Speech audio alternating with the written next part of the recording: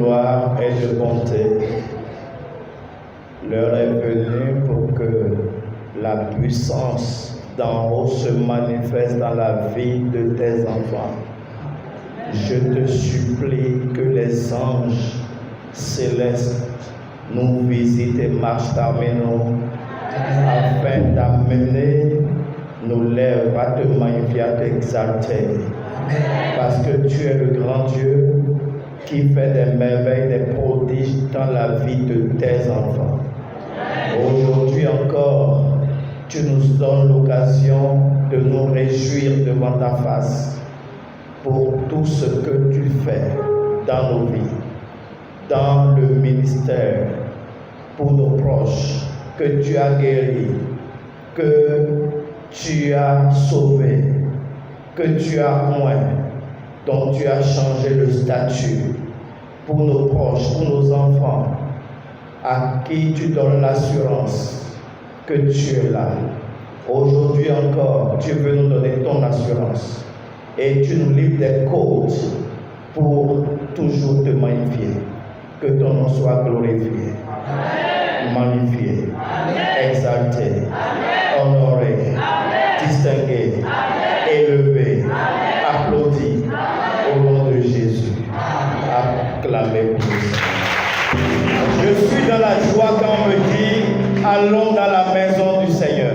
Et nous nous réunissons devant le trône de grâce de notre Seigneur, de notre grand Dieu, afin de le glorifier. Les grands anciens, les patriarches, ont établi l'autel de Dieu pour pouvoir témoigner qu'ils ont rencontré Dieu.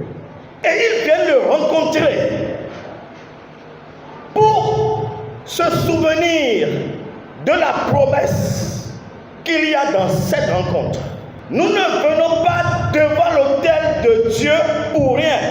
Nous venons devant l'autel pour rafraîchir notre alliance avec Dieu, pour nous remettre davantage dans sa main, pour nous mettre en souvenir devant l'Éternel, afin que sa mémoire soit constamment vive en ce qui nous concerne. Lorsque l'Éternel te rencontre et t'appelle, il te fait une promesse. Genèse 12, verset 1. Lorsqu'il a appelé Abraham, Dieu n'appelle pas quelqu'un en vain. Il te compte dans son peuple parce qu'il a quelque chose pour toi. Il veut t'utiliser pour son ministère. Mais l'utilisation dans son ministère est accompagnée d'une promesse. Lorsqu'il a rencontré Abraham dans la maison de son père, qu'est-ce qu'il lui a dit?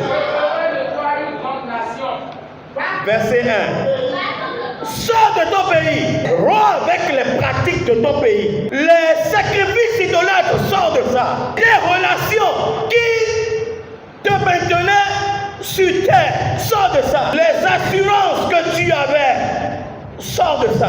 Oui. Sors de ta patrie, oui. Quitte la maison de ton père. Quitter la maison de son père, ça ne veut pas dire abandonner son père. Ça veut dire que je vais rentrer dans une nouvelle alliance qui va me conférer un nouveau nom. Tu portes le nom de ton père, mais tu porteras aussi le nom de Dieu, du grand Dieu, qui a créé toutes choses, qui ordonne et ça se passe. Alléluia. Alléluia. Alléluia. Alléluia.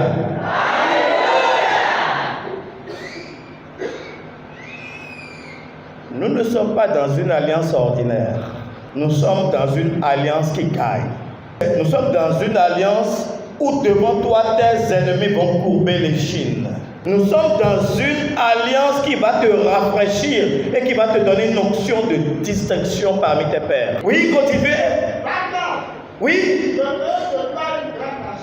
Je veux te faire. Donc, quand il a appelé Abraham, il lui avait 7 promesses. 7 promesses. Dis que les promesses d'Abraham sont tes promesses. Je veux de toi une grande nation. Très bien. Tu seras l'ancêtre d'une grande nation. Ça, c'est la première chose. Deuxième chose. Je vais te bénir. Oui.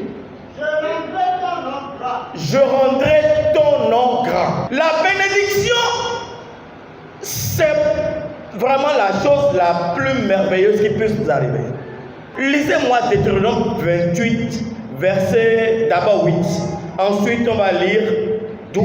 L'Éternel ordonnera à la bénédiction d'être avec toi dans tes greniers. L'Éternel ordonnera à la bénédiction d'être avec toi dans tes greniers. Lorsqu'il a appelé Abraham, voilà, il dit que la bénédiction sera avec lui dans ses greniers. Dans nos banques, là où tu mets ton argent, ton trésor, l'Éternel dit qu'il va remplir ta banque. Il va remplir là où tu mets ton argent. Là où tu épargnes ton argent, il va multiplier. Continuez, oui, vas-y. Et dans toutes tes entreprises. Dans tout ce que tu entreprends sur terre, va être béni. Ça va se multiplier. Oui. Il te bénira dans le pays que l'Éternel ton Dieu te donne. Dans ce pays où tu es béni. Toutes les lois qui sont prises sont en ta faveur. Oui, continuez. Tu seras pour l'Éternel un peuple saint. Verset 11.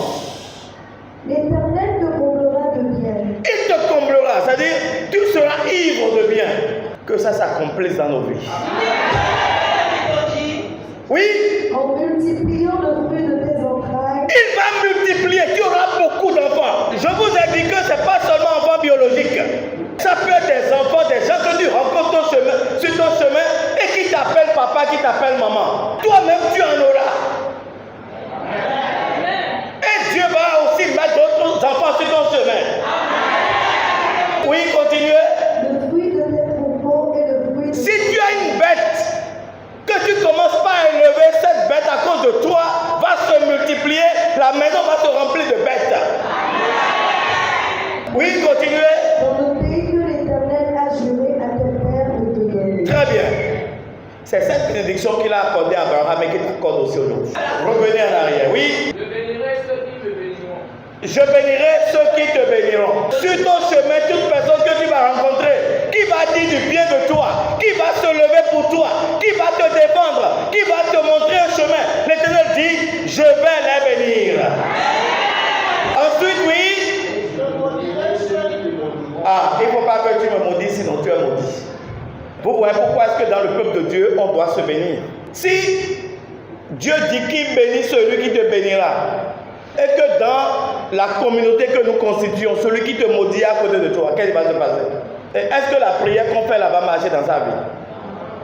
C'est pas bon de se voir tous bénis, et on est bénis. Continuez. Et toutes les familles de la terre seront bénies à toi. Ah, toutes les familles de la terre, dont vous et moi, nous avons part à cette bénédiction. Alléluia. Tu es béni en santé. Tu es béni en longévité. De longs jours. De longs jours de joie, satiété. Tu vas être ivre de longs jours. Tu vas être ivre de bonne santé. L'Éternel a dit, je vais multiplier les fruits de terre. Cantique 163. Nyewe aso libu. Oui, allez-y, oui. Très bien. Nyewe akosu. Akosu dako. Akosu donano. Continuez. Ne crains point. Pourquoi ton cœur bat? Ne crains point. Oui. Je vais te donner bénédiction à satiété. Oui. Regarde au ciel. Tu vas voir les étoiles. Est-ce que tu peux les compter? Est-ce que les étoiles ne brillent pas? Est-ce que c'est pas beaucoup? Est-ce que quand on envoie la main, on peut attraper les étoiles? Il dit que c'est comme ça qu'il va t'accorder une postérité. Il va t'accorder la bénédiction. Continuez. Tes enfants aussi auront le même éclat, la même multitude, la même postérité, la même prospérité, la même bénédiction. Parce que tu as accepté simplement l'alliance. Tu as quitté ton pays. Tu as quitté les pratiques de ton pays. Tu as quitté les pratiques idolâtres de ton pays. Et l'Éternel, parce que tu as fait ça, il t'a réservé des bénédictions. Il a promis des bénédictions. Et c'est pour cela qu'aujourd'hui, nous devons acclamer le Seigneur. Le psaume 134 nous dit quoi? Nous devons adorer. Oui, le psaume 134. Voici bénissez l'Éternel. Nous tous serviteurs de l'Éternel. Nous tous qui servons l'Éternel, disons du bien de l'Éternel. Oui, Vous qui vous tenez dans la maison de l'Éternel pendant la nuit. vous qui êtes là devant moi. Oui. Levez vos mains vers le sanctuaire. Ah, on élève nos mains vers le lieu saint. Oui, Bénissez l'Éternel. et disons du bien de l'Éternel. Oui. Que l'Éternel te bénisse de Sion. Ah, parce que tu as béni l'Éternel, l'Éternel dit, je te bénis de mon lieu saint. Je te bénis de la montagne sainte. Je te bénis de mon sanctuaire. Je te bénis avec la plénitude de la grâce. Oui, Lui qui a fait les cieux et la terre. c'est à lui qu'appartiennent les cieux et la terre. Et tout ce que ça renferme, il dit que c'est pour toi, afin que tu en disposes. L'Éternel t'accorde sa grâce. Nous avons beaucoup d'occasions de bénir Dieu. Nous avons l'occasion de bénir Dieu. Si vous pouvez vous imaginer ce que l'ennemi planifie contre nous, la maladie qui devrait même nous ranger dans un placard va nous oublier, la pauvreté qui nous saisit et qui va nous rendre vraiment remplis de honte, les taquineries dont nous sommes victimes dans le monde que nous traversons, ce que les hommes ont planifié sur toi pour que tu n'enfantes jamais ou que tu n'aies jamais de mari, tu n'aies jamais de femme, l'Éternel nous rassure. Et c'est pour cela qu'il nous invoque le psaume 61 où il dit quoi? Oh Dieu, Oh Dieu, écoute mes cris. écoute mes cris. Oui, Sois attentif à ma prière. sois attentif à ma prière. Du bout de la terre, je Parce que lorsque tu traverses des tribulations, on a tendance à se décourager. Et Ésaïe, le prophète de Dieu, il a adressé des prières de supplication à l'Éternel. Et il dit quoi? lève-toi, Lève-toi. sois éclairé. Oui, Et arrive. ta lumière est arrivée. La voix de l'Éternel se lève sur toi. La grâce, la lumière, la paix, la joie de l'Éternel se lève sur toi, sur ta vie. Oui, Voici les ténèbres couvrent la terre. il y a beaucoup de ténèbres autour de toi. Et la pureté les peuples. Oui, Lève sur toi, oui. lève sur toi à chaque gloire. La gloire de l'Éternel se lève sur toi. L'Éternel restaure ta gloire. C'est cela qui nous rappelle dans le premier texte d'aujourd'hui. Psaume 126. Ceux qui s'aiment avec l'âme, Ceux qui s'aiment avec l'âme. Personne n'a dit que c'est facile. Personne n'a dit que parce que nous suivons l'Éternel, nous sommes dans les maisons climatisées et tout marche bien, heureusement pour nous. Lorsque le peuple se plaignait, pleurait, criait, Moïse s'est agenouillé, s'est adressé à Dieu.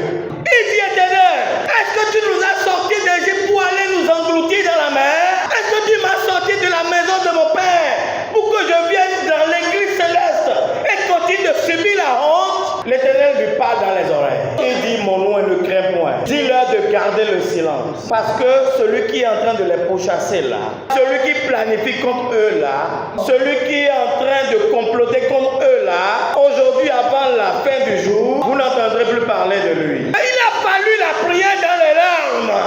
Il dit, mais celui qui sème dans la douleur, celui qui prie dans les souffrances, celui qui a les genoux ployés dans la douleur, comme le roi Ézéchias, l'Éternel a envoyé son prophète lui dire, tu vas mourir. Le roi dit, je vais mourir. Maintenant, à la mort, Seigneur, tu es là. C'est toi qui m'as missionné. Mais qu'est-ce que Ézéchias a fait? Il s'est mis à genoux. Et donc, Seigneur, souviens-toi que j'ai propagé ton nom. Souviens-toi que j'ai démoli et brûlé les idoles dans ce pays. Pour ton nom. Et la parole de Dieu nous dit qu'il a versé d'abondantes larmes. Vous et moi, nous traversons des moments de larmes.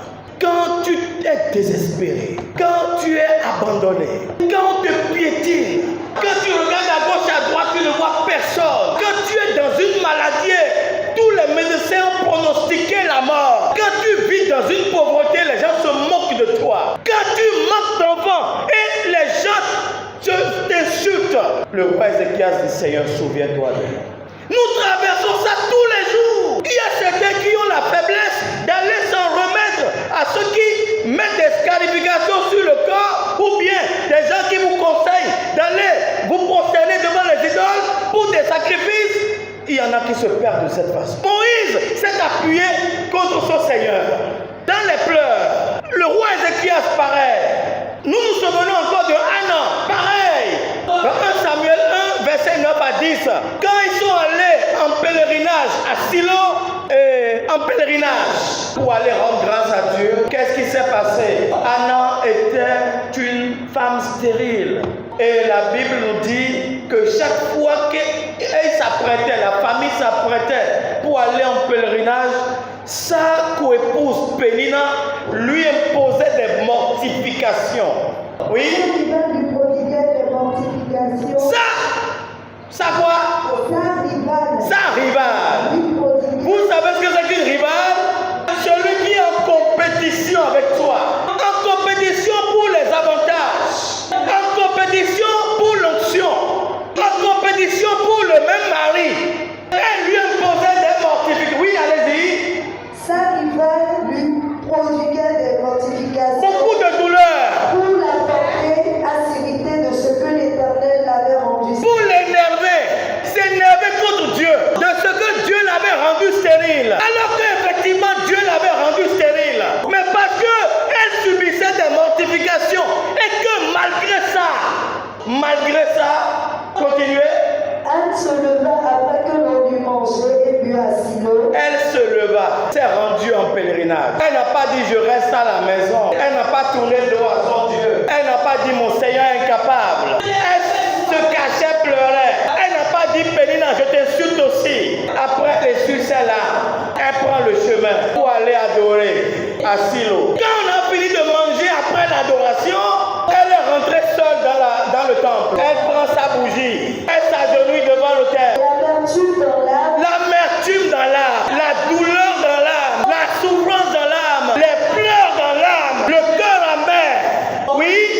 Elle pria l'Éternel et versa des pleurs. Elle pria l'Éternel et versa des pleurs. Elle a semé avec l'âme. Vous voyez ce qui nous arrive quand ça ne va pas bien. C'est pourquoi Psaume 126 nous dit exactement cela dans verset 5. Celui qui sème dans les larmes, oui. Qu'est-ce qui s'est passé avec Anna le même jour, la même année? Le verset 20 de Samuel 1, oui. Dans le cours de l'année, oui. Anne devait quoi? Alors que Dieu l'avait rendu quoi? Dieu a changé le plan. Parce qu'elle a pleuré en versant d'abondantes larmes. Elle a semé des larmes. Oui. Et elle enfanta un fils. Elle enfanta un fils. Elle nomma Samuel. Ça veut dire, Je l'ai demandé à l'Éternel. je l'ai demandé à l'Éternel, l'Éternel l'a exaucé. Qu'est-ce que Dieu veut nous passer comme message? D'abord, qu'il est capable. Sarah, qui était vieille, qui ne pouvait même plus enfanter, ne pouvait plus, elle était vieille, elle avait l'âge où ses organes génitaux n'étaient plus capables. Notre Dieu est un Dieu quoi? Capable. Oui. Et Sarah dit. Et Sarah dit, oui. Dieu m'a fait un sujet de rire. Dieu m'a fait un sujet de rire. Vous savez de quel rire il s'agit? C'est un rire d'étonnement. Ce que je ne suis pas capable d'imaginer que ça va se passer dans ma vie, l'Éternel l'a fait. Oui. Quiconque l'apprendra rira de moi. Celui qui va apprendre, pas rire comme on rit de moquerie, mais rire pour rendre grâce à Dieu. Et qu'est-ce que Anna a fait dans le deuxième chapitre, verset 1 Samuel 2, verset 1. Il dit quoi? Elle pria et dit, mon cœur se réjouit en l'Éternel. Oui. Ma force a été revigorée parce que l'Éternel m'a sorti de l'hécatombe. Il m'a sorti de la honte. Il m'a sorti des pleurs. Et tout le monde autour de moi est étonné. Et c'est ce que dit le premier verset de Psaume 126. Le premier texte. Oui. Quand l'Éternel ramènera les captifs, Quand il va nous sortir de cette captivité, de cette souffrance. nous étions comme ceux qui font un rêve. Mais c'est un peu comme si je rêve. Dieu on dit que tu n'auras pas de femme. On dit que tu n'auras pas d'enfant. On dit que tu n'auras pas de mari. On dit que tu n'auras pas de boulot. Tu n'auras pas de stabilité. Et c'est écrit signé. Et tu le vis tous les jours. Quand tu rentres à la maison, tu croupis dans ton lit et tu pleures à chaudes larmes. Que nos larmes ne s'arrêtent pas des larmes. Que les larmes soient des larmes de prière. Pleure à Dieu, c'est une bonne chose. Si ça ne va pas, pleure. L'Éternel a fait de grandes choses pour nous. Et ça, ce n'est que la maladie.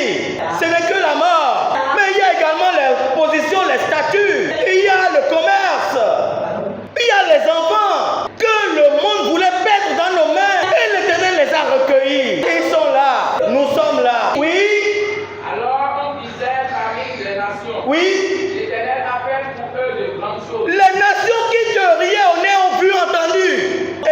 Et ils disent, mais l'Éternel, leur Dieu, leur grand Dieu a fait de grandes choses pour eux. C'est pour cela que Deutéronome 28 nous rappelle que lorsque tu es en alliance avec Dieu, tu portes le nom de Dieu. Tes ennemis te verront. Ils vont courber les chines. Tu seras appelé d'un grand nom.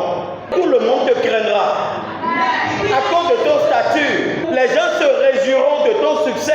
Ceux qui t'entourent, qui sont dans ta maison, vont hériter de ce succès. C'est ça que je voulais partager avec vous aujourd'hui. L'Éternel a tout tracé pour toi. Et nous avons été tous témoins de grandes choses qu'il a faites dans la vie de nombreux de nos camarades, nos frères dans le Seigneur. C'est pourquoi il nous demande de maintenir l'alliance. Pour que notre vie ne soit pas une vie de folie. De ceux qui croient que tout est permis, ou bien tout est utile. L'Éternel dit non, tout est permis, mais tout n'est pas utile. Ne menons pas une vie de folie. Et c'est ça qu'il nous dit dans Éphésiens, le 2e texte, verset 18. La folie, ça ressemble justement à quelqu'un qui a pris le vin. C'est pourquoi l'Esprit Saint et l'alcool ont la même racine, mais se combattent comme je vous l'ai dit. Nous, notre relation avec Dieu nous maintient dans l'Esprit Saint. Mais lorsque nous prenons l'alcool nous maintient dans la folie du monde. Et vous vous souvenez quand l'Esprit de Dieu est tombé sur les disciples à Jérusalem, dans Acte 2, verset 13. Il y a les observateurs, ils étaient là. Qu'est-ce qu'ils ont dit? Oui? Et d'autres se moquaient. D'autres se moquaient. L'Esprit de Dieu était sur eux, sur les disciples. Et d'autres se moquaient. Ils disaient quoi? Ils sont pleins de vin doux. Ils sont pleins de vin doux. Ils sont ivres. L'alcool. L'Esprit de Dieu, la manifestation de l'Esprit de Dieu est comparable à celle de l'alcool sur l'homme. Mais ici, l'Esprit de Dieu agit dans l'intérêt de Dieu. Mais la folie du vin, de l'alcool, te conduit à délirer, à raconter n'importe quoi, même à désobéir. Proverbe 20, verset 1 nous dit quoi? Et revenez au 2e texte, Éphésiens 5, verset 18. Pour qu'on descende, oui? Ne vous enivrez pas de vin. Ne vous enivrez pas de vin. Oui? C'est de la débauche. C'est de la débauche. C'est pourquoi je vous disais tout à l'heure, si tu bois le vin, tu perds ton contrôle. Quand je dis va à gauche, tu vas à droite. Quand tu vas devant, tu crois que tu es en train d'aller derrière. C'est des manifestations comme ça. L'alcool te conduit, l'ivrognerie qui conduit à la désobéissance, au désordre. Oui, continuez ma soeur. Soyez au contraire remplis de l'esprit. Soyez au contraire remplis de l'esprit. Entretenez-vous par des psaumes. Pas des psaumes. Si vous êtes remplis de l'esprit, ce qui sort de votre bouche, c'est des chants d'adoration pour Dieu. C'est un comportement qui est agréable aux dieux et aux hommes. Oui? Par des hymnes. Pas des hymnes, des chants. Spirituels. Pas des cantiques spirituels, comme on en a changé tout à l'heure. Le proverbe 20 nous dit quoi? Verset 1. Le verre, un moqueur. On dit généralement que lorsque tu as quelque chose sur le cœur, le vin te permet de le dire. Ce que l'Éternel veut nous enseigner, c'est de ne pas vivre comme ceux-là qui sont remplis de vin. Mais au contraire, que de mener notre vie comme ceux qui sont remplis du Saint-Esprit. Par ces comportements, ces actions, ces choix, vous allez voir que nous allons toujours glorifier Dieu. Parce que l'Éternel va intervenir dans nos vies. L'Éternel va travailler à travers nous dans la vie de ceux qui nous entourent. L'Éternel va travailler à travers nous dans la vie de ceux qui nous entourent. Nous serons de bons missionnaires. La vie ensemble sera agréable. Et c'est pour ça qu'il nous dit que les brebis ainsi que les léopards ou les tigres vont vivre ensemble. Parce que la vie de folie a été éliminée par la parole de la puissance. C'est pourquoi nous devons aimer la parole. C'est la parole qui transmet l'esprit. On dit ta parole est esprit. Et l'esprit est vie. L'esprit n'est pas la mort. La débauche, c'est la mort. Les comportements obscurs, idolâtres, c'est la mort. Les paroles de sagesse pour conduire plusieurs vers la vie, vers la lumière de Dieu, c'est ça l'esprit de Dieu. C'est ça la manifestation de l'esprit de Dieu. Je voudrais nous inviter cette année à ne pas nous enivrer de vin doux pour nous perdre. N'ayons pas le comportement des gens qui sont remplis de vin doux, que au contraire, nous soyons comme ceux sur qui la puissance de Dieu est descendue. La grâce de Dieu soit avec tous.